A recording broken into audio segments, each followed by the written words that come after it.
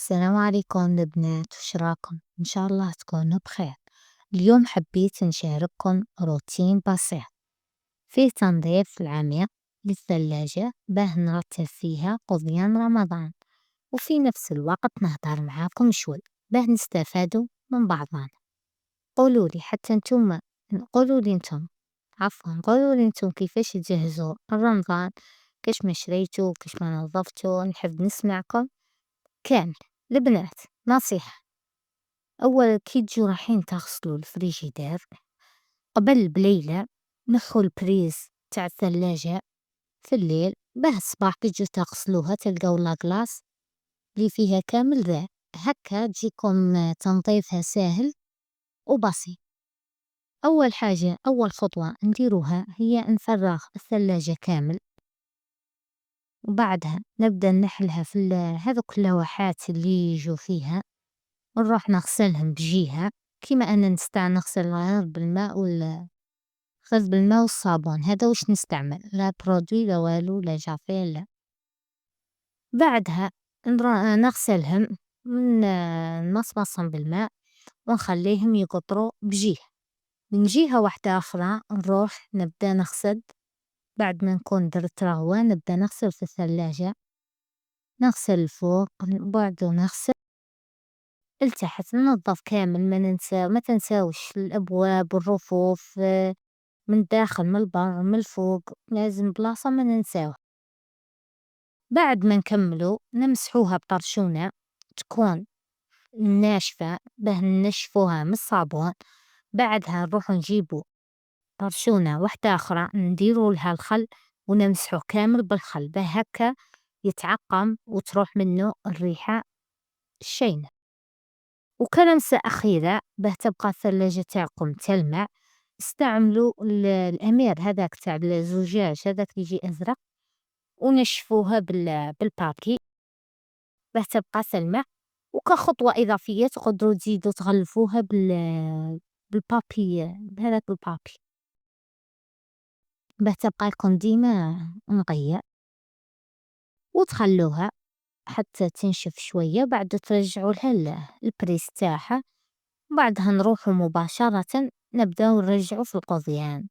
بالنسبة للقضيان تاع رمضان من الأحسن في الثلاجة اشتروا منظمات باه تجيكم كل حاجة سهلة.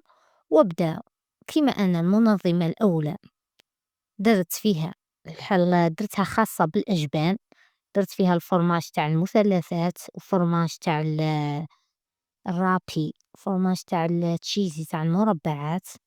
بالنسبة لكن نسحق الفرماج نجبد ديريكت هذاك الفرماج. بالنسبة للمنظمة الأخرى درت فيها الكاشير، درت فيها التون، ودرت فيها الزبدة. لازم تديروا كل حاجة في منظمة باه تجيكم سهلة. بالنسبة للرفوف تاع الأبواب درت فيهم الماء الزهر، درت فيهم الخل، درت فيهم الخردل والمايونيز والعسل. بالنسبة للحم والدجاج أكيد بعد ما تكونوا قطعتوا اللحم تاعكم العدد أيام تاع رمضان، وثاني الدجاج تكونوا قطعتوه غسلتوه وقطعتوه، نديروهم في أكياس الخاصة بالتجميد ونحطوهم في الثلاجة. ومهم حتى الحمص طيبته ودرسوا فيه صواشي وخبيته في الثلاجة، كذلك الجلبانة كل حاجة درتها في المجمد. راني لسه ما كملتش القضية تاع رمضان، شريت برك بعض المشتريات، حبيت نعطيكم فكرة كيفاه ننظموا الثلاجة. المهم كاين نقطة البنات، رمضان راه شهر البركة، شهر العبادة، وراه ربي يبارك لنا في القليل، والقناعة راها هي الصح. ولي لي يصرف أكثر ربي يزيدو، لي يصرف أقل إن شاء الله ربي يبارك له في القليل، واللي ما عندوش ربي يرزقه. وإن شاء الله ربي يبلغنا رمضان لا فاقدين ولا مفقودين، ويجعله شهر الخير والبركة علينا كامل.